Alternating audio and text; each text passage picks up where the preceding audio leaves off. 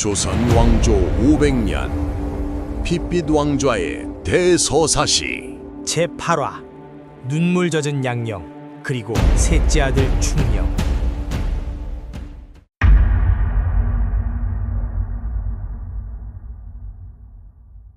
하늘이 뚫린 듯 쏟아지는 장대비가 경복궁 근정전의 기와지붕을 사정없이 두들겨댑니다. 쏴. 귀가 먹먹해질 정도로 거세게 몰아치는 빗소리는 마치 이 나라 조선의 운명을 걱정하는 하늘의 통곡처럼 들려옵니다. 잿빛 구름이 낮게 깔려 대낮임에도 불구하고 사방은 어둑어둑하고 가끔씩 번쩍이는 섬광만이 젖어있는 조정마당을 하얗게 비춥니다. 그 차갑고 축축한 돌바닥 위에 한 사내가 무릎을 꿇고 있습니다. 골룡포가 아닌 소박한 옷차림, 빗물에 흠뻑 젖어 축 늘어진 머리카락 사이로 보이는 그의 눈동자는 텅 비어 있습니다. 바로 이 나라의 국본, 세자 양령입니다. 차가운 빗줄기가 양령의 뺨을 타고 흘러내려 턱끝에 맺히더니 바닥으로 떨어집니다. 그는 미동조차 하지 않습니다. 마치 영혼이 빠져나간 사람처럼 그는 자신을 둘러싼 수백 명의 신료들을 그저 멍하니 바라볼 뿐입니다. 신료들은 모두 고개를 숙인 채 숨소리조차 내지 못하고 있습니다.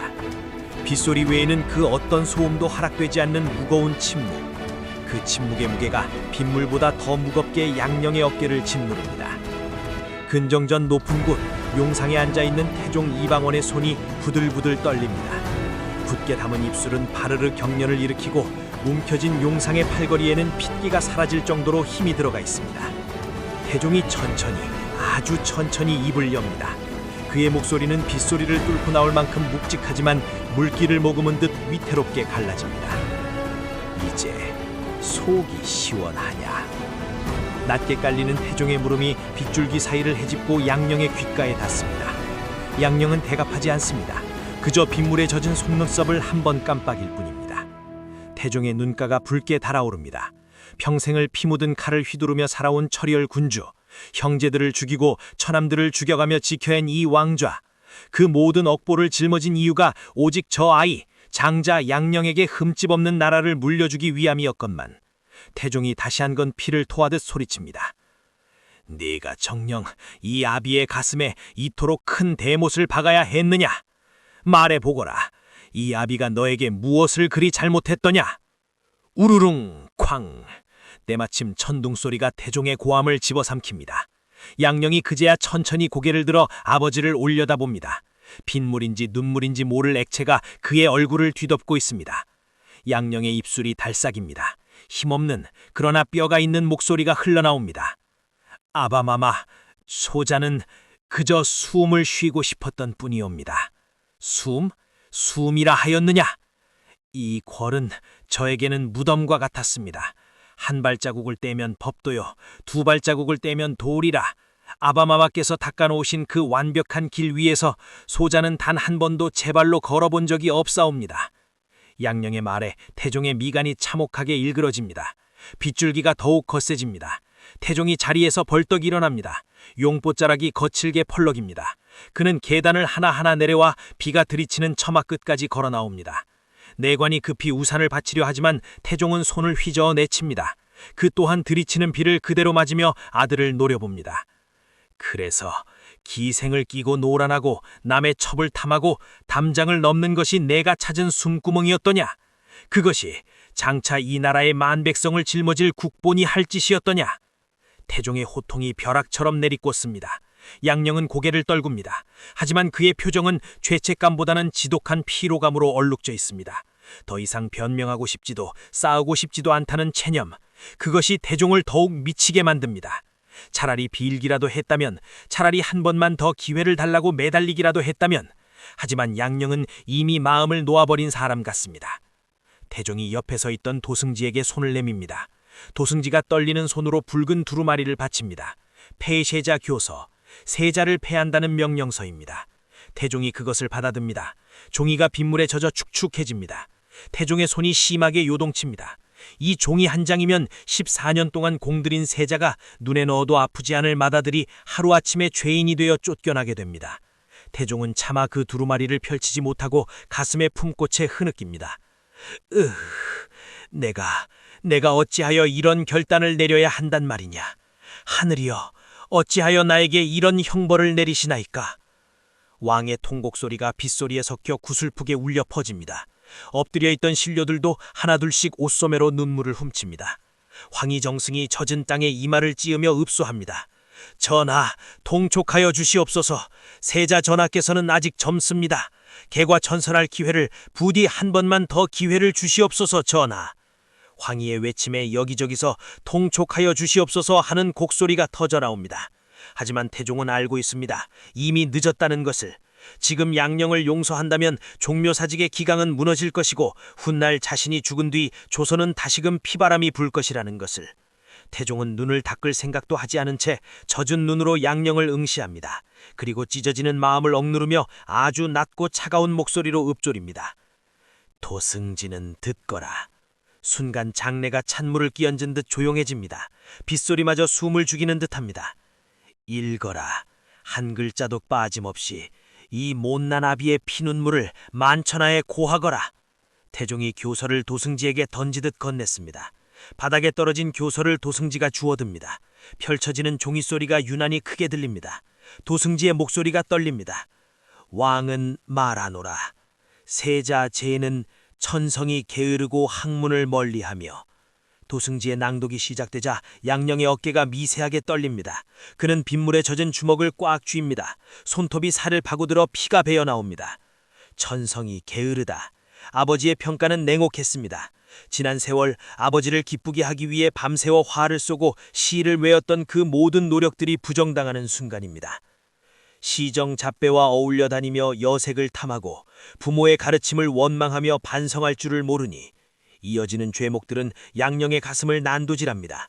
어리와의 일, 매사냥을 나갔던 일, 몰래 술판을 벌였던 일, 모든 것이 낱낱이 까발려집니다. 양령은 입술을 깨뭅니다. 그래, 나는 그런 놈이다. 당신이 원하는 성군이 될 수 없는 망나니 같은 놈이다. 차라리 잘 되었다. 이제야 이 지긋지긋한 가면을 벗어 던질 수 있으니까 말이다. 하지만 왜 눈물이 멈추지 않는 것일까? 왜 가슴 한 구석이 텅 빈 것처럼 시린 것일까? 이에 세자 제를 패하여 양령 대군으로 강등하고 궁 밖으로 내치노라. 선언이 끝났습니다. 허공에 흩어진 말들은 빗물에 씻겨 내려갑니다. 태종은 뒤도 돌아보지 않고 휙 돌아서서 전각 안으로 사라집니다. 비틀거리는 그의 뒷모습이 한없이 작아 보입니다. 텅 빈 마당에 홀로 남겨진 양령. 내관들이 다가와 그의 골룡포를 벗기려 합니다. 세자의 상징인 용보가 벗겨지고 초라한 평복만이 남습니다. 양령은 허탈한 웃음을 터뜨립니다. 빗속에 울려 퍼지는 그의 웃음소리는 울음소리보다 더 비통하게 들립니다. 그는 비틀거리며 일어섭니다. 다리에 힘이 풀려 주저앉을 뻔하지만 이를 악물고 버팁니다. 그리고는 굳게 닫힌 근정전 문을 향해 보이지 않는 아버지를 향해 마지막으로 절을 올립니다. 소자, 이제 갑니다. 부디 강건하시옵소서.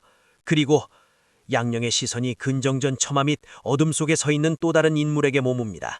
그곳에는 조용히 이 모든 광경을 지켜보고 있는 셋째 충령대군이 서 있습니다.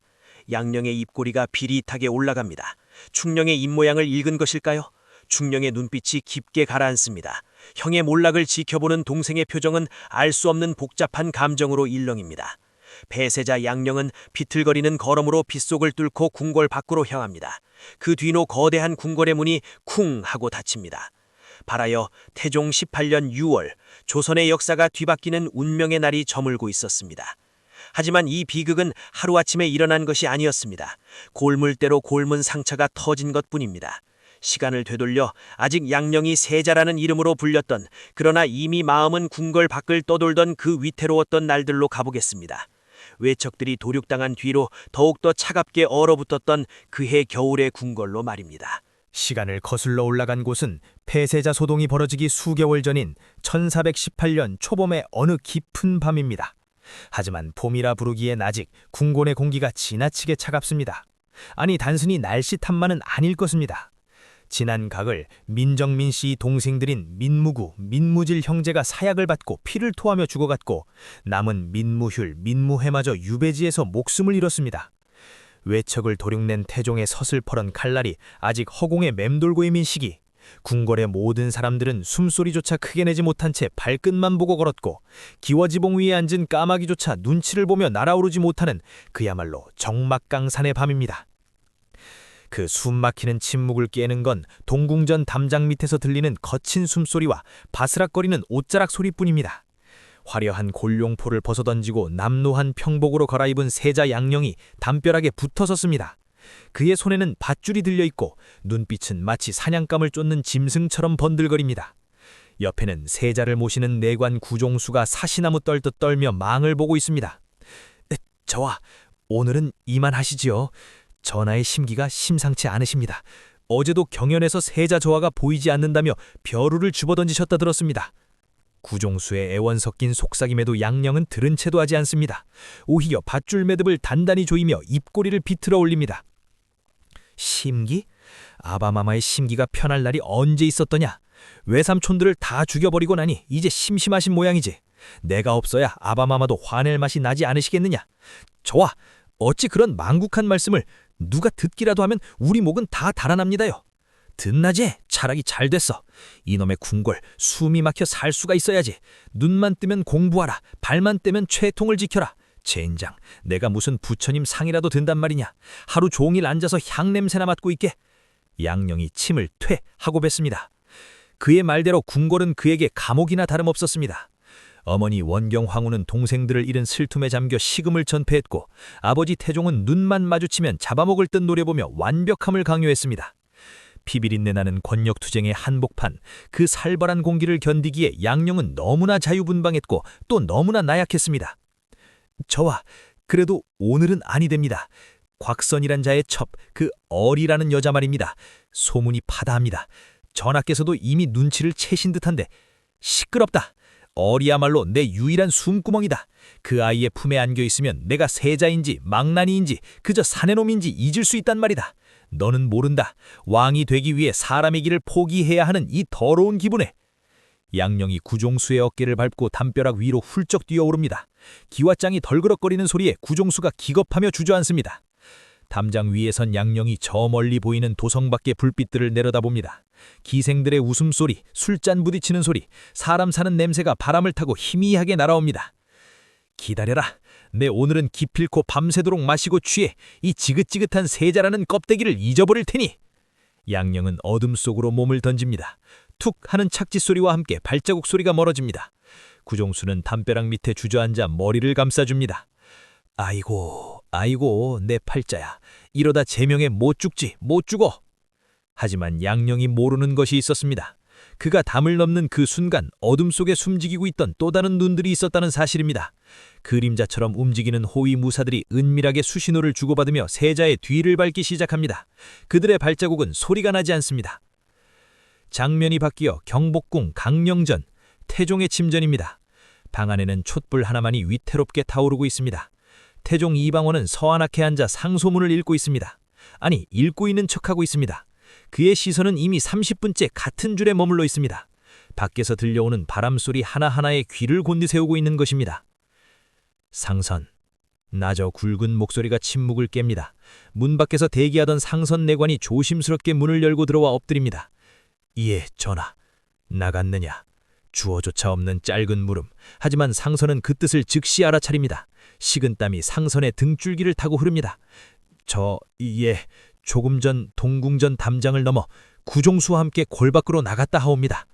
태종의 손이 쥐고 있던 붓을 탁 하고 내려놓습니다. 먹물이 튀어 하얀 종이 위에 검은 꽃을 피웁니다. 태종은 눈을 감습니다. 분노가 치밀어 오를 줄 알았는데 이상하게도 가슴 한구석이 서늘하게 식어내리는 기분입니다. 외척을 쳐내고 공신들을 숙청하며 피로 씻어낸 왕좌, 내 손에 피를 묻힐지언정 내 아직에게는 태평성대를 물려주리라 맹세했건만 그토록 애지중지 키운 장남이 밤마다 개구멍으로 담을 넘는 잡배만도 못한 짓을 하고 있습니다. 어디로 갔다더냐? 곽선의 첩, 어리라는 거처로 향하였다 하옵니다. 어리, 그 천한 것이 감히 국본의 정신을 홀려. 태종의 눈이 번쩍 뜨입니다. 눈동자 속에서 시퍼런 불꽃이 일렁입니다. 그는 단순히 아들의 일탈에 화가 난 것이 아닙니다. 자신이 피로 구축한 왕권의 권위가 고작 기생나부랭이의 치마폭 아래서 조롱당하고 있다는 사실을 견딜 수 없는 것입니다. 장박 잡아드릴까요? 상선의 물음에 태종이 잠시 침묵합니다. 촛불이 일렁이며 태종의 얼굴에 깊은 그림자를 드리웁니다. 잡아들여서 종아리를 칠까 아니면 또다시 내관들을 죽여 본보기를 보일까. 이미 해볼 만큼 해봤습니다. 매도 들어봤고 달래도 받고 눈물로 호소도 해봤습니다. 하지만 양령은 튕겨나가는 화살처럼 엇나가기만 할 뿐입니다. 태종은 무쓰리 표정으로 고개를 젓습니다. 아니다, 놔두거라. 하오나 전하, 소문이 흉흉하옵니다. 저잣거리 백성 일부의 세자 저하의 기행이 오르내리고 있사옵니다. 내버려 두라 하였다. 제가 짐승이 아닌 사람 새끼라면 날이 밝고 술이 깨면 제 발로 걸어 들어오겠지. 허나 태종은 자리에서 일어납니다. 뒷짐을 지고 방안을 서성이는 그의 발소리가 쿵쿵 하고 무겁게 울립니다. 내 인내심도 이제 바닥을 보이고 있다. 이것이 마지막이다. 이번에도 정신을 차리지 않는다면 그때는 내 방식대로 할 것이다. 내 방식, 그 짧은 단어에 담긴 섬뜩한 살기에 상선은 바닥에 납작 엎드려 숨조차 내지 못합니다. 태종의 방식은 언제나 피를 부르는 것이었으니까요. 태종은 창문을 엽니다. 찬바람이 훅 끼어들어옵니다. 저 멀리 아들이 향했을 어둠 속을 노려보는 아버지의 눈빛은 밤보다 더 어둡고 차갑습니다. 다음 날 아침 늦은 시간이 되어서야 양령은 술 냄새를 풍겨 궐로 돌아옵니다. 눈은 퀭하고 옷매무새는 흐트러져 있습니다. 동궁전으로 몰래 숨어들려던 찰나 벼락 같은 호통 소리가 그의 귓가를 때립니다. 세자는 거기 멈추거라. 양령이 흠칫 놀라 고개를 돌립니다. 그곳에는 간밤에 한숨도 자지 못한 붉은 충혈의 눈에 태종이 도깨비 같은 형상으로 서 있습니다. 드디어 올 것이 왔습니다. 골물대로 골문 부자의 갈등이 기어이 터져버릴 순간입니다. 양령은 도망치고 싶은 충동을 억누르며 짐짓 태연한 척하 그러나 떨리는 목소리로 입을 엽니다. 아바마마, 문안 인사 올리러 가던 길이었습니다. 거짓말, 뻔히 보이는 거짓말. 태종의 입가에 싸늘한 조소가 걸립니다. 그는 천천히, 아주 천천히 아들에게 다가옵니다. 마치 먹잇감의 목을 물기 전에 맹수처럼. 네 옷에 나는 그 역겨운 분냄새와 술냄새가 나에게 올리는 문안 인사란 말이냐? 팽팽하게 당겨진 활시위 같은 긴장감이 동궁전 앞마당을 가득 메웁니다. 태종의 코끝을 찌르는 진한 분냄새와 쉰 술냄새, 그것은 단순한 악취가 아니라 태종이 그토록 지키고자 했던 왕실의 존엄이 썩어 문드러지는 냄새였습니다. 태종은 뒷짐을 진 채 양령의 주위를 천천히 돕니다. 한 걸음 한 걸음 가죽신이 모래바닥을 자박거리며 지지기는 소리가 양령의 심장을 조여옵니다. 양령은 고개를 숙이고 있지만 그의 눈동자는 불안하게 흔들리며 아버지의 발끝을 쫓고 있습니다. 곽선의 첩이라 했느냐? 이름이 어리라고. 태종의 입에서 그 이름이 나오는 순간 양령의 어깨가 흠칫 굳어집니다. 이미 모든 것을 알고 있다는 뜻입니다. 태종이 걸음을 멈추고 양령의 턱을 거칠게 움켜쥐어 들어올립니다. 시선이 허공에서 정면으로 충돌합니다. 서늘하게 가라앉은 아버지의 눈과 공포와 반항심이 뒤섞인 아들의 눈. 네가 정녕 미친 것이냐? 곽선은 네 매형의 아버지다. 사돈의 첩을 탐해? 그것도 모자라 몰래 궁 밖으로 빼돌려 살림까지 차려? 네가 그러고도 사람의 탈을 쓴 짐승이 아니라고 말할 수 있느냐? 태종의 고함이 터져나오자 주변에 서있던 내관들과 궁녀들이 일제히 무릎을 꿇고 바닥에 머리를 쳐박습니다. 하지만 양령은 이번만큼은 피하지 않습니다. 술기운 때문인지 아니면 더 이상 잃을 것이 없다는 자포자기 때문인지 그는 턱이 잡힌 채로 비틀린 웃음을 흘립니다. 짐승이라. 예, 소자는 짐승입니다. 아바마마께서 그리 만드셨지 않습니까? 뭐라? 세장에 가둬놓고 주는 모이만 쪼아먹으며 예쁜 소리로 울어라 강요하는 것이 짐승 기르는 법이 아닙니까? 저는 세자라는 이름의 세장에 갇힌 앵무새일 뿐입니다. 앵무새가 잠시 세장을 탈출해 자유를 맛본 것이 그리 큰 죄입니까? 양령의 궤변에 태종의 손이 부들부들 떨립니다. 태종은 잡고 있던 턱을 거칠게 뿌리칩니다. 양령이 중심을 잃고 비틀거리다 뒤로 넘어질 뻔합니다. 태종은 끓어오르는 화를 사기지 못하고 씩씩거리는 숨을 토해냅니다. 자유? 네 입에서 자유라는 말이 나오느냐? 저 밖의 백성들은 하루 한 끼를 먹기 위해 흙바닥을 기며 땀을 흘린다. 그들의 피와 땀으로 지어진 비단 옷을 입고 기름진 쌀밥을 먹는 네가 고작 계집질을 못하게 한다고 자유를 운운해? 그 백성들을 위해 아바마마께서는 외삼촌들을 죽이셨습니까? 그 백성들을 위해 제 스승님들을 귀양 보내셨습니까? 양령이 소리칩니다. 금기. 태종이 가장 아파하고 누구도 입 밖으로 꺼내지 못하는 그 금기를 양령이 건드린 것입니다. 태종의 눈이 휘둥그레집니다. 네 이놈, 지금 무엇라 하였느냐? 무섭습니다. 저는 아바마마가 무섭고 이 궁궐이 끔찍합니다. 외삼촌들이 사약을 받고 죽어가던 날 어머니께서 피를 토하며 울부짖던 그 소리가 매일 밤 제 귓가에 들립니다. 공부를 하라고요? 성군이 되라고요? 성군이 되려면 먼저 인간을 포기해야 하는 것입니까? 제 손에 피를 묻히고 가족을 도륙해야만 지킬 수 있는 왕좌라면 저는 싫습니다. 차라리 기생의 치마폭에서 썩어 문드러질지언정 아바마마처럼 괴물이 되고 싶지는 않단 말입니다. 짝! 날카로운 파여름이 아침 공기를 가릅니다. 태종의 손바닥이 양령의 뺨을 후려 갈겼습니다. 고개가 획 돌아간 양령의 입가에서 붉은 피가 주르륵 흘러내립니다. 태종의 손바닥도 벌겋게 달아올랐습니다. 태종은 자신의 손을 내려다보며 거칠게 숨을 몰아쉽니다. 때린 사람이나 맞은 사람이나 충격에 휩싸여 잠시 말이 없습니다. 태종의 눈시울이 붉어집니다. 분노가 아닌 비통함입니다. 그는 떨리는 목소리로 찝어뱉듯 말을 이어갑니다. 괴물, 그래, 내가 괴물이다. 허나 내가 왜 괴물이 되었는지 아느냐? 내가 왜 내 손에 피를 묻히고 내 형제들을 베고 처남들을 죽였는지 아느냐? 바로 너 때문이다, 이 못난 놈아! 태종이 양령의 멱살을 잡아 끌어 자신의 얼굴 가까이로 당깁니다. 그의 눈에는 물기가 가득 차 있습니다. 절규에 가까운 태종의 외침, 그것은 왕의 명령이 아니라 아버지의 피눈물 나는 고백이었습니다. 하지만 이미 마음의 문을 닫아버린 양령에겐 그 진심이 닿지 않습니다. 양령은 멱살을 잡힌 채로 차갑게 식은 눈으로 아버지를 바라봅니다. 그래서 고맙다고 해야 합니까? 제발 저를 위한다는 핑계는 대지 마십시오. 아바마마는 저저 권력을 나누기 싫으셨던 것 아닙니까?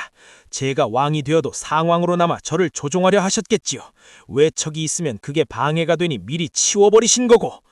이 이놈! 태종은 말을 잇지 못합니다. 억장이 무너진다는 말이 이를 두고 하는 말일 것입니다. 자식을 위해 평생을 바쳤다고 생각했는데 돌아오는 것은 경멸과 오해뿐입니다.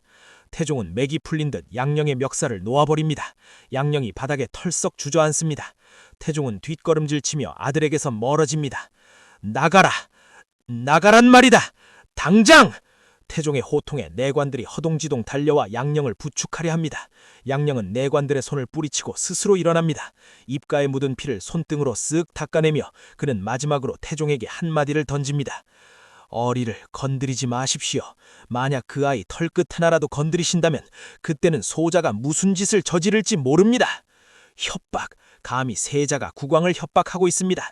태종은 기가 차서 헛웃음조차 나오지 않습니다. 양령은 비틀거리는 걸음으로 동궁전으로 들어갑니다. 쾅 하고 문이 닫히는 소리가 태종의 가심에 대못을 박습니다. 홀로 남긴 태종은 하늘을 올려다봅니다. 맑게 갠 파란 하늘이 야소불 정도로 눈이 부십니다. 그는 가슴을 움켜쥐며 신음합니다. 어디서부터 잘못된 것일까? 너무 엄하게 키운 탓일까? 아니면 태생부터 그릇이 깨져 있었던 것일까? 깊은 한숨이 땅으로 꺼집니다. 상선, 예 전하. 충령을 불러라. 상선이 깜짝 놀라 고개를 듭니다. 이 시국에 충령대군을 부른다는 것은 의미심장한 일입니다. 충령대군을 말이옵기마? 그래, 이놈하고 말 섞는 것보다 차라리 벽 보고 이야기하는 게 낫겠다. 글이나 읽는 셋째 놈은 무슨 생각을 하고 사는지 궁금하구나. 당장 불러라. 태종의 목소리에 지독한 피고감과 함께 어떤 서늘한 결심이 묻어 있습니다. 장자에 대한 기대가 무너져 내린 폐허 위로 새로운 싹을 틔어보려는 본능적인 움직임. 잠시 후 소식을 들은 충령대군 이도가 편전으로 향합니다. 그의 걸음걸이는 양령과 달리 반듯하고 흐트러짐이 없습니다. 손에는 항상 책이 들려 있었지만 오늘은 빈 손입니다. 하지만 그의 눈빛은 그 어느 때보다 깊고 날카롭게 빛나고 있습니다. 형님의 고함 소리와 아바마마의 탄식 소리가 담장을 넘어 충령의 처소까지 들려왔던 터, 충령은 입술을 굳게 다뭅니다. 형님이 던진 돌이 만든 파문이 이제 자신에게로 오고 있음을 직감한 것입니다. 편전의 문이 열리고 충령이 들어옵니다. 어두운 방 안 태종이 지친 얼굴로 앉아 있습니다. 충령이 정중하게 예를 갖추어 절을 굴립니다. 아바마마, 부르셨사옵니까? 태종은 대답 없이 한참 동안 셋째 아들을 빤히 쳐다봅니다. 양령과는 너무도 다른 차분하고 정돈된 모습, 학문을 좋아하고 사리분별이 명확한 아이, 하지만 장자가 아니라는 이유로 늘 그림자처럼 지내야 했던 아이. 태종이 툭 하고 질문을 던집니다. 충령아, 너라면 어찌하겠느냐? 하문하시는 뜻을 헤아리기 어렵사옵니다. 만약 네가 세자인데 아비가 네가 사랑하는 여인을 내치라 한다면 너는 어찌하겠느냐 묻는 것이다. 시험입니다. 이것은 단순한 질문이 아니라 충령의 그릇을 재보려는 무시무시한 시험입니다. 충령이 잠시 침묵합니다. 방 안의 공기가 무겁게 가라앉습니다. 이었고 충령이 고개를 들어 태종의 눈을 똑바로 바라보며 입을 엽니다. 그의 대답은 태종의 예상을 완전히 빗나가는, 그러나 태종이 그토록 듣고 싶어했던 바로 그 말이었습니다. 소자라면 애초에 그 여인을 사랑하지 않았을 것이옵니다. 태종의 눈썹이 꿈틀합니다. 사랑하지 않았을 것이다. 예, 왕제는 사사로인 정에 흔들려서는 아니 되며 설령 정을 주었다 한들 그것이 국본의 지위를 흔드는 것이라면 마땅히 도려내야 하는 것이 군주의 도리라 배웠사옵니다. 사랑조차도 백성을 위한 것이 아니면 사치일 뿐입니다. 충령의 목소리는 낮지만 단단합니다. 태종의 등골에 저륜이 흐릅니다. 양령에게 듣고 싶었던 정답을 셋째 아들이 토시 하나 틀리지 않고 읊어주고 있습니다. 태종은 비로소 깨닫습니다. 자신이 쥐고 있던 썩은 동아줄을 놓아야 할 때가 왔다는 것을, 그리고 그 옆에 튼튼하고 빛나는 황금 동아줄이 기다리고 있었다는 것을. 하지만 이것은 또 다른 비극의 서막이었습니다. 형을 제치고 동생이 올라선다는 것, 그것은 곧 고륙상쟁의 씨앗이 될 수도 있는 위험한 도막. 태종의 눈빛이 복잡하게 얽혀 들어갑니다. 그리고 그 시각 동궁전에서 이 소식을 전해들은 양령의 눈에도 시퍼런 도끼가 서리기 시작합니다. 충령이 아바마마와 동대를 하고 있다. 양령이 술장을 엎어버립니다. 와장창! 그릇 깨지는 소리가 쩌렁쩌렁 울려 퍼집니다. 그 샌님 같은 놈이 감히 내 자리를 넘봐. 어디 두고 보자. 누가 진짜 왕의 제목인지 내 똑똑히 보여줄 테니까. 형제의 난, 칼 대신 명분으로 싸우는 소리 없는 전쟁이 시작되고 있었습니다. 며칠 뒤 경복궁의 후원. 늦봄의 꽃들이 만개하여 흐드러지게 피어있지만 형제 사이를 가로지르는 바람은 한겨울 삭풍보다 매섭습니다. 충녕대군 이도가 서책을 겨드랑이에 끼고 조용히 걸음을 옮기고 있습니다. 그의 발걸음은 일정한 박차를 유지하며 돌멩이 하나 건드리지 않을 만큼 신중합니다. 그때 나무 그늘 아래서 휙 하고 무언가 날아와 충녕의 발치에 꽂힙니다. 화살입니다. 깃털이 파르르 떨리고 있는 화살촉이 충녕의 가죽신 바로 앞 일치거리에 박혀 있습니다. 걸음걸이 참 재수없구나. 비아냥거리는 목소리와 함께 활을 든 양령이 나무 뒤에서 걸어 나옵니다. 그의 얼굴은 벌겋게 달아올라 있고 눈은 반쯤 풀려 있습니다. 대낮부터 술을 마신 게 분명합니다. 충령은 박힌 화살을 잠시 내겨다보다가 표정 변화 하나 없이 고개를 들어 형을 바라봅니다. 형님, 위험한 장난이십니다. 궐 안에서는 함부로 활을 쏘지 못하게 되어 있음을 모르십니까? 법도 그놈의 법도. 너는 입만 열면 법도 타령이냐? 니놈 뱃속에는 창자 대신 경국대전이라도 들어있는 게냐? 양령이 비틀거리며 다가와 충령의 코앞에 얼굴을 들이밉니다. 역한 솔냄새가 충령의 미간을 찌푸리게 합니다. 양령이 충령의 겨드랑이에 낀 책을 낚아채듯 빼앗습니다. 대학, 수신제가 치국 평천하라. 웃기고 있네. 네가 이딸 책을 읽으며 방구석에 처박혀 있을 때 나는 진짜 세상을 배우고 있다. 기생의 치막폭에서 사람의 욕망을 배우고 사냥터에서 생사가 갈리는 찰나를 배운다 이 말이다. 헌데 요즘 아바마마께서 나보다 더 자주 찾으신다더구나. 양령의 목소리가 낮게 깔리며 위협적으로 변합니다. 양령아, 솔직히 말해보가. 너 그 자리가 탐나느냐? 정곡을 찌르는 질문. 주변의 내관들이 소스라치게 놀라 고개를 돌립니다. 형제간의 금기를 건드린 것입니다. 충령의 눈빛은 서늘하게 가라앉습니다. 그는 형에게 빼앗긴 책을 도로 가져오지 않고 뒷짐을 진 채 담담하게 입을 엽니다. 형님, 용상은 탐낸과고 앉을 수 있는 자리가 아닙니다. 또한 피하고 싶다고 피할 수 있는 자리도 아닙니다. 그것은 하늘이 내리고 백성이 허락해야 하는 자리입니다. 말은 청산유수로구나. 그래서 하늘이 나를 버리고 너를 택할 것 같으냐? 형님께서 스스로를 버리지 않으신다면 하늘도 형님을 버리지 않을 것입니다. 허나 지금 형님의 모습은 스스로를 진창에 던지고 계시지 않습니까? 충령의 뼈 있는 말에 양령의 눈썹이 꿈틀합니다. 열등감. 동생의 말이 구구절절 옳다는 것을 알기에 그 올바름이 양령을 더욱 비참하게 만듭니다. 양령이 활을 들어 충령을 겨눕니다. 시위가 팽팽하게 당겨지는 소리가 찌익하고 신경을 긁습니다. 닥쳐라. 한마디만 더 나불대면 내 손이 미끄러질지도 모른다. 쏘십시오. 형님이 저를 쏘아서 마음의 안정을 찾으신다면 기꺼이 맞겠습니다. 허나 형님, 화살은 한 번 떠나면 다시 돌아오지 않습니다. 형님의 세자 자리도 마찬가지일 것입니다. 팽팽한 대치, 양령의 손이 부들부들 떨립니다. 쏘고 싶습니다. 저 거만하고 똑똑한 동생의 입을 다물게 하고 싶습니다. 하지만 차마 쏠 수 없습니다. 그것이 자신의 파멸임을 알기에 그때 멀리서 다급한 발소리가 들려옵니다. 세자 저하, 충녕대군 마마, 전하께서 찾으십니다. 편전으로 들라 하십니다. 내관의 외침에 양령이 퇴하고 침을 뱉으며 화를 내립니다. 운 좋을 줄 알아라. 가서 아바마마 앞에서 또 얼마나 잘난 척하는지 내 지켜보마. 양령이 어깨로 충령을 툭 치고 지나갑니다. 충령은 흐트러진 옷매무새를 가다듬고 깊은 한숨을 내쉬며 형의 뒤를 따릅니다. 장면이 바뀌어 편전. 분위기는 살얼음판 같습니다. 태종이 심각한 표정으로 상소문을 내려다보고 있고 그 앞에는 양령과 충령 그리고 주요 대신들이 도열하고 있습니다. 태종이 무거운 입을 엽니다. 북방의 야인들이 또다시 국경을 넘보는 모양새다. 명나라와의 관계도 미묘하여 군사를 함부로 움직이기가 어렵다. 자, 세자, 네 생각은 어떠하냐? 이 난국을 타개할 묘책이 있느냐? 기습 질문입니다. 숙취로 머리가 깨질 것 같은 양령은 눈을 껌벅거리며 횡설수설합니다. 그것이 명나라에 사신을 보내 좀 봐달라고 하면 되지 않겠사옵니까? 아니면 군사를 확 보내서 본때를 보여주던가요? 단순하고 일차원적인 대답, 대신들의 입에 실소가 터질 뻔한 것을 간신히 참는 기색이 역력합니다. 태종의 미간이 좁아집니다.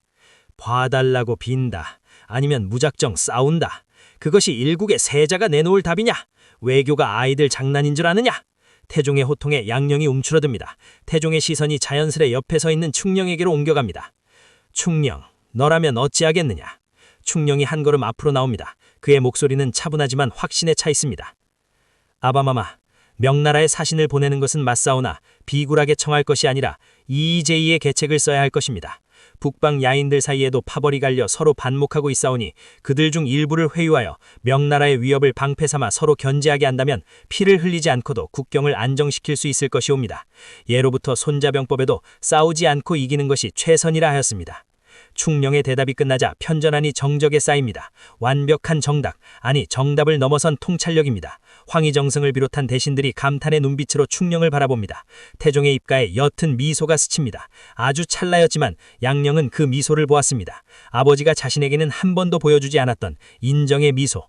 양령의 얼굴이 수치심으로 붉게 물듭니다. 발가벗겨진 기분입니다. 동생은 빛나고 자신은 그 빛에 가려진 그림자가 되어버린 이 순간 태종이 쐐기를 박습니다.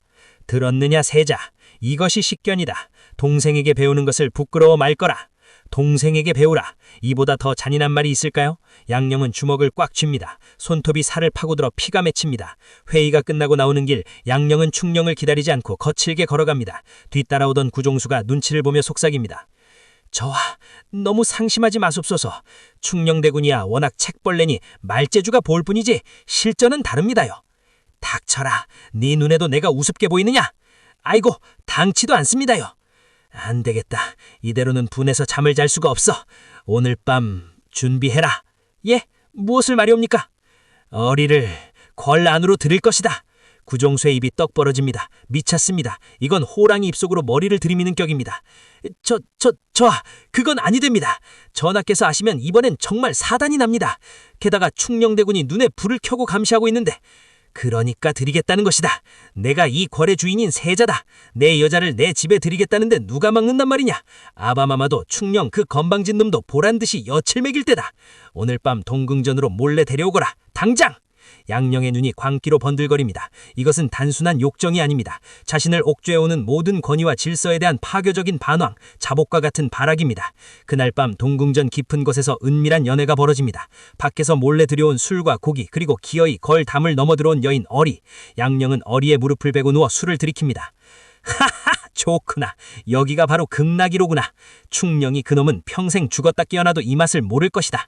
취기가 오른 양령이 고래고래 소리를 지릅니다. 어리는 불안해한 듯 자꾸 문 쪽을 바라보지만 양령은 아랑곳하지 않습니다. 그때였습니다. 계십니까? 문 밖에서 들려온 낮고 서늘한 목소리, 충령입니다. 방 안에 연애가 뚝 끊깁니다. 구종수가 사파랗게 질린 얼굴로 문을 가로막습니다. 대군마마, 지금 세자 저하께서는 취침 중이십니다. 들어가시면 아니 됩니다. 비켜라. 안에서 여인의 분냄새가 진동을 하는데 취침이라니. 내 직접 확인해야겠다. 마마, 제발 살려주십시오. 우당탕 몸싸움의 소리가 들리자 문방이 벌컥 열립니다. 촛불 아래 술잔과 흐트러진 옷까지 그리고 양령의 품에 안긴 어리의 모습이 적나라하게 드러납니다. 충령이 방 안으로 들어섭니다. 그의 눈이 어리를 스치고 로글라탄 양령의 눈과 마주칩니다. 형님, 기어이 선을 넘으시는군요.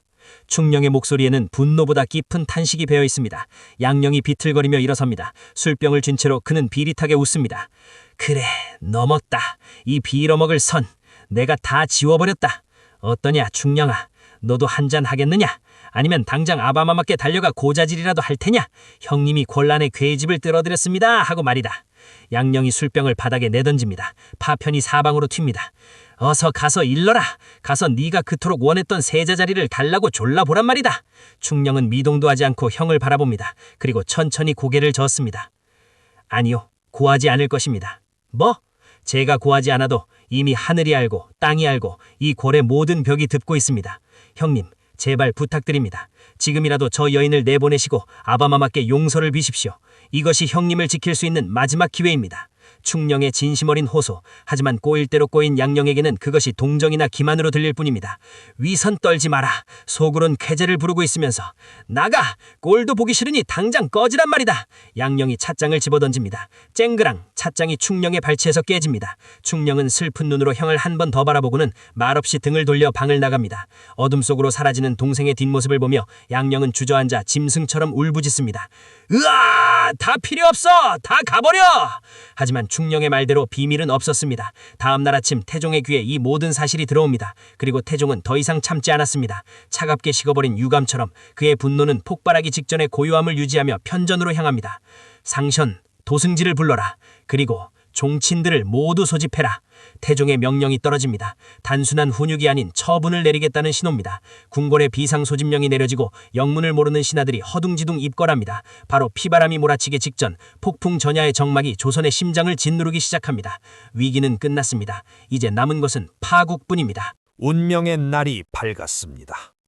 태종 18년 6월의 어느 무더운 날, 편전 안의 공기는 마치 끓는 기름가마처럼 뜨겁고 끈적거립니다. 창문을 모두 열어젖혔음에도 바람 한 점 들어오지 않고 수십 개의 촛불만이 일렁이며 조정대신들의 그림자를 벽면에 기괴하게 늘어뜨립니다. 영의정 유정현, 좌의정 박은, 그리고 황희와 맹사성까지 조선을 움직이는 거물들이 모두 모여있지만 누구 하나 입을 떼는 자가 없습니다.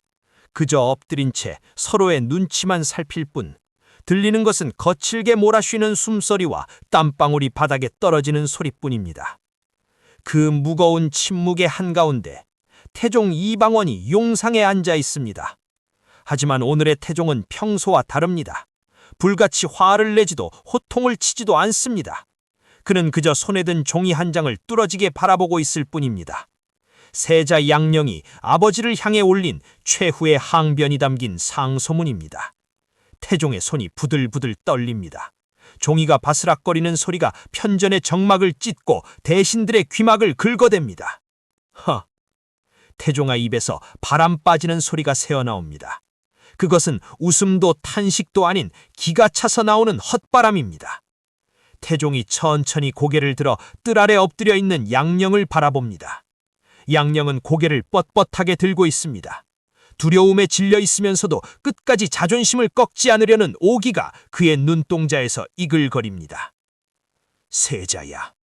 태종의 목소리는 너무나도 작고 낮아서 귀를 기울이지 않으면 들리지 않을 정도입니다. 내가 정녕 이 글을 썼단 말이냐? 예, 전하. 소자가 썼사옵니다. 한자 한자 피를 토하는 심정으로 썼사옵니다. 양령의 대답에 신료들이 기겁하며 웅성거립니다. 태종이 피식 웃음을 흘립니다. 피를 토하는 심정이라. 그래, 어디 한번 보자. 내가 무슨 피를 토했는지.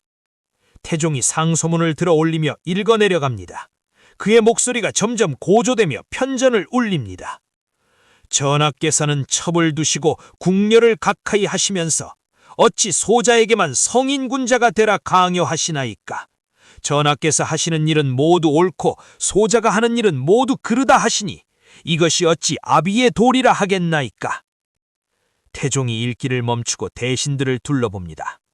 들었느냐? 이 나라의 국본이라는 자가 제 아비에게 보낸 글이다.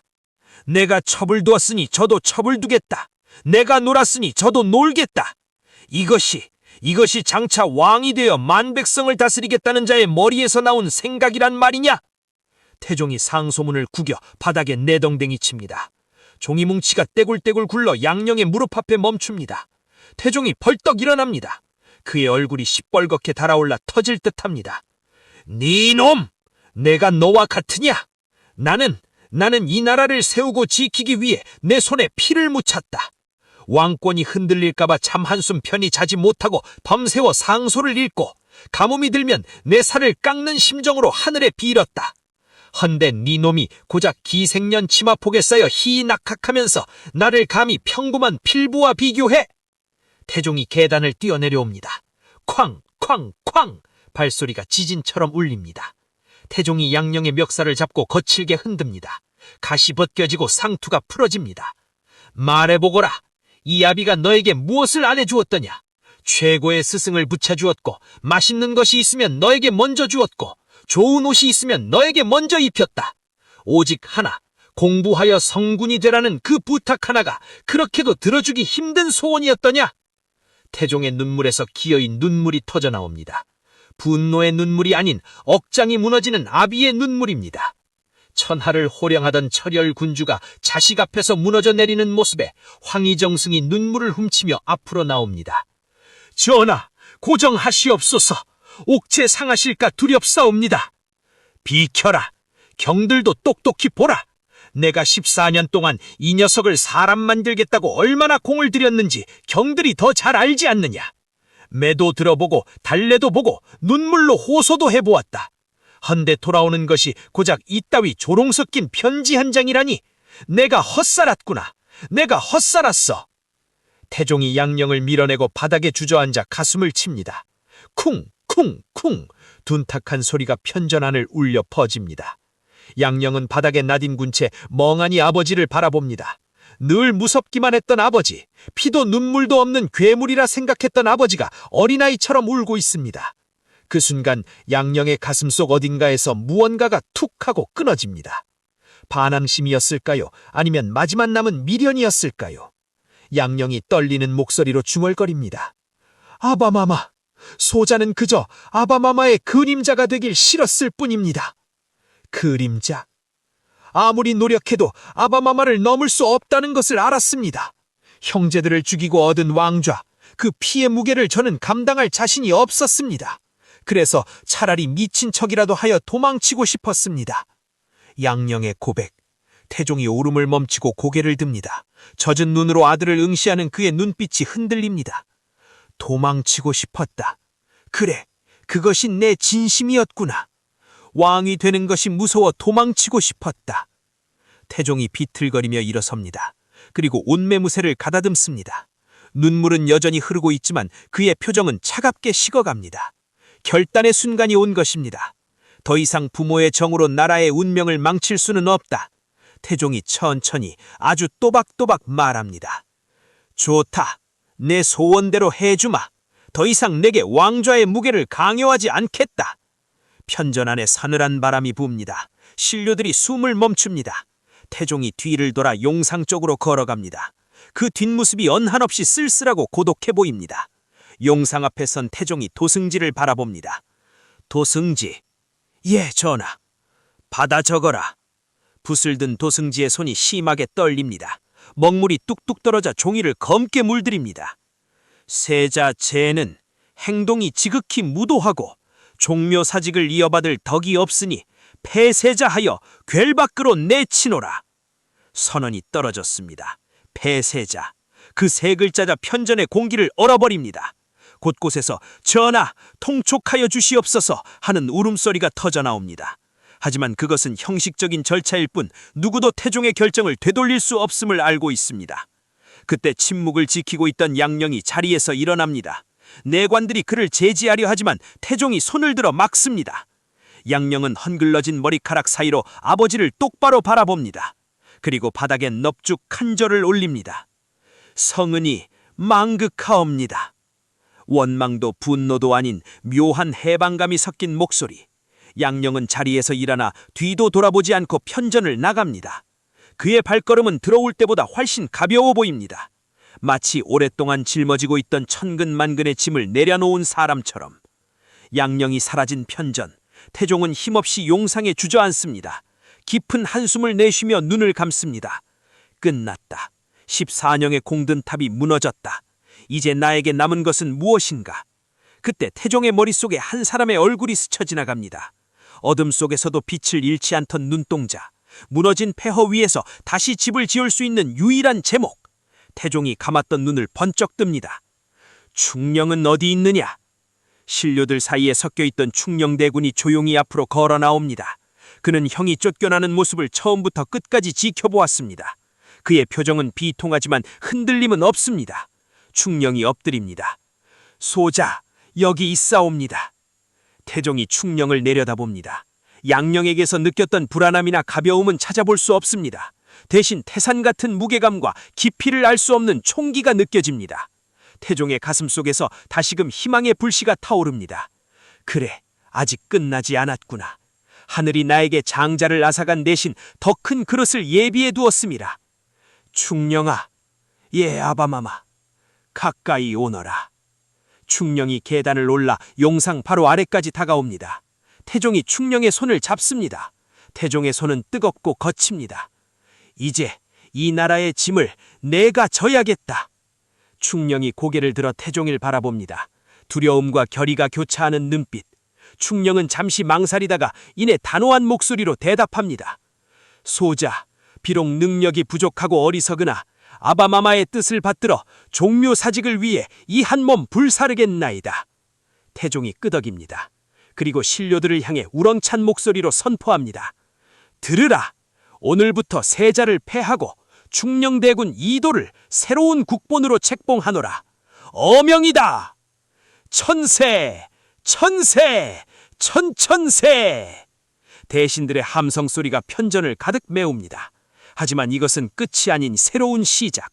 왕위를 물려주겠다고 선언하는 태종의 눈빛에는 아직 가시지 않은 살기가 서려 있습니다. 내가 살아있는 한 왕권에 도전하는 자는 그 누구도 용서치 않으리라. 심지어 그것이 내 아들 세종이라 할지라도. 태종은 충령의 손을 잡고 있는 채 놓지 않습니다. 꽉 쥔 손아주 힘이 어찌나 센지 충령의 손이 하얗게 질릴 정도입니다. 그것은 경고이자 당부입니다. 이 자리는 편한 자리가 아니다. 피와 눈물로 지켜야 하는 자리다. 밖에는 다시 장대비가 쏟아지기 시작합니다. 양령이 떠난 빈자리를 씻어내려는 듯 빗줄기는 더욱 거세집니다. 충령은 빗소리를 들으며 생각합니다. 이제 형님은 자유를 찾아 떠났고 나는 이 거대한 감옥의 주인이 되었구나. 과연 나는 아바마마와 다른 왕이 될 수 있을까? 편전의 촛불이 바람에 거세게 흔들립니다. 거대한 역사의 수레바퀴가 다시 한번 굉음을 내며 돌아가기 시작합니다. 둥, 둥, 둥. 거대한 북소리가 경복궁의 아침을 깨웁니다. 하늘을 찌를 듯한 나팔 소리와 함께 오색 깃발이 바람에 펄럭입니다. 1418년 6월, 양령이 폐위된 지 얼마 지나지 않아 거행된 새로운 세자의 책봉식. 근정전 앞마당에는 문무백관이 구름처럼 모여있고 그 중앙에 붉은 골룡포가 아닌 검푸른 세자복을 입은 충령대군 이도가 서 있습니다. 아니, 이제 그는 더 이상 충령대군이 아닌 조선의 국본 왕세자입니다. 세자 이도가 천천히 계단을 오릅니다. 한 걸음 한 걸음 가죽신이 돌계단에 닿을 때마다 느껴지는 진동이 정수리까지 전해집니다. 어제까지만 해도 형님이 걷던 길, 형님이 서 있던 자리, 그 자리에 자신이 서 있다는 사실이 아직도 비현실적으로 느껴집니다. 머리에 쓴 면류관의 옥구슬이 짤랑거리며 시야를 가립니다. 그 옥구슬 너머로 용상에 앉은 아버지, 태종의 모습이 보입니다. 태종은 근엄한 표정으로 아들을 내려다보고 있습니다. 하지만 그의 눈빛은 그 어느 때보다 따뜻하고 동시에 서늘합니다. 태종이 내관에게서 옥인을 받아 아들에게 건넵니다. 받거라. 이것은 권력이 아니라 책임이다. 예, 아바마마. 이도가 떨리는 손으로 옥인을 받아듭니다. 묵직합니다. 단순히 돌덩어리의 무게가 아닙니다. 이 작은 도장 하나에 조선 팔도 수백만 백성의 목숨이 달려있다는 생각에 이도는 숨이 턱 막혀옵니다. 이제 너는 나의 아들이기 전에 이 나라의 다음 주인이다. 명심하거라. 왕은 세상에서 가장 고독한 자리임을. 태종의 뼈 있는 한마디. 이도는 옥인을 가슴에 품고 깊이 고개를 숙입니다. 명심, 또 명심하겠나이다. 그 시각 도성 밖으로 향하는 초라한 행렬이 있습니다. 유배지로 떠나는 양녕대군입니다. 화려한 가마 대신 덜컹거리는 수레에 몸을 실은 그는 멀리서 들려오는 북소리에 귀를 기울입니다. 둥, 둥, 둥. 자신의 동생이 세자가 되는 소리. 양녕은 씁쓸한 미소를 짓습니다. 잘해라 충령아. 너라면 나처럼 도망치지 않겠지. 부디 그 숨막히는 감옥에서 살아남아라. 양녕은 눈을 감고 수레벽에 머리를 기댑니다. 한때 세자였던 사내는 그렇게 역사 속으로, 안개 속으로 사라져갑니다. 그러나 역사의 시계바퀴는 멈추지 않고 더욱 빠르게 돌아갑니다. 세자 책봉식이 있은 지 불과 2달 뒤인 1418년 8월, 태종은 또 한 번 조정을 발칵 뒤집어 놓는 폭판 선언을 합니다. 내가 왕위를 세자에게 물려주고 물러나겠다. 전하, 아니되옵니다. 춘추가 아직 창창하신데 선유라니요. 거두어 주시옵소서. 대신들이 펄쩍 뛰며 만류합니다.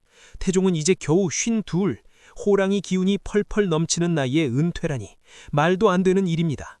하지만 태종의 고집을 꺾을 수 있는 사람은 조선 천지에 아무도 없습니다. 태종은 단호하게 손을 내젓습니다. 내 뜻은 확고하다. 나는 지쳤다. 이제 편안히 쉬고 싶구나. 거짓말입니다. 태종 이방원이 쉰다는 것은 태양이 서쪽에서 뜨는 것보다 어려운 일입니다. 그의 진짜 속내, 그것은 바로 상왕으로 물러나 뒤에서 군권을 틀어주고 어린 세종이 마음껏 정치를 펼칠 수 있도록 걸림돌을 모조리 제거해주겠다는 무시무시한 계획이었습니다. 단, 군사에 관한 일은 내가 친히 결정할 것이다. 세자는 아직 어리고 전쟁을 모르니 국방은 이 늙은 아비가 맡아주마. 태종의 눈이 번뜩입니다. 신하들은 등골이 오싹해집니다. 왕은 바뀌어도 진짜 권력은 여전히 태종에게 있다. 이것은 평화로운 정권 교체가 아니라 더 완벽한 왕권을 위한 이중 방어막의 구축이었습니다. 1418년 8월 10일 경복궁 근정전에서 즉위식이 거행됩니다. 22살 젊은 왕 세종이 마침내 용상에 앉습니다. 붉은 골룡포를 입고 익선관을 쓴 세종의 모습은 태종과는 또 다른 기품과 위엄을 뿜어냅니다. 태종은 용상 뒤편 상왕의 자리에 앉아 흐뭇하게 그러나 매의 눈으로 아들을 지켜봅니다. 만세! 만세! 만만세! 신료들의 함성이 하늘을 뒤덮습니다. 세종은 떨리는 손으로 용상의 팔걸이를 움켜잡습니다. 눈앞에 펼쳐진 수많은 머리들. 이제 이들은 나의 신하이고 저 밖의 백성들은 나의 자식들이다. 세종의 가슴 속에서 뜨거운 것이 울컥 치솟습니다. 아바마마, 소자 다르겠습니다. 아바마마께서는 칼로 나라를 다스리셨으나 소자는 글로써, 마음으로써 이 나라를 다스리겠습니다. 세종의 눈빛이 반짝입니다. 그의 머릿속에는 이미 거대한 구상이 그려지고 있습니다. 밤새워 토론하고 인재를 기르고 백성을 위한 글자를 만드는 꿈, 잠들지 않는 연구소, 지편전의 청사진이 그의 머릿속에서 설계되고 있었습니다. 하지만 세종은 아직 몰랐습니다. 그 꿈을 펼치기 위해 넘어야 할 산이 얼마나 험준한지를. 자신의 등 뒤에 앉아있는 거대한 산, 상왕 태종이 아직 칼을 놓지 않았다는 사실과 그리고 그 칼끝이 자신의 장인인 시몬을 겨누고 있다는 사실을 말입니다. 용상에 앉은 세종의 얼굴 위로 희망과 불안이 교차하는 복잡한 표정이 스쳐 지나갑니다. 화려한 즉위식의 팡파르 뒤로 또 다른 비바람을 예고하는 먹구름이 서서히 몰려오고 있었습니다. 하지만 이것은 끝이 아니었습니다. 제8화 눈물 젖은 양녕과 셋째 아들 충령의 격동이 지나가고 새로운 해가 떴지만 궁궐의 남은 더욱 깊어만 갑니다. 젊은 왕의 이상과 늙은 왕의 현실이 충돌하는 그곳, 밤새 꺼지지 않는 등불 아래서 조선 최고의 천재들이 모여드는 곳, 다음 이야기 제9화 성군 세종 잠들지 않는 궁궐편에서 그 숨막히는 역사의 진실을 계속 이어가겠습니다.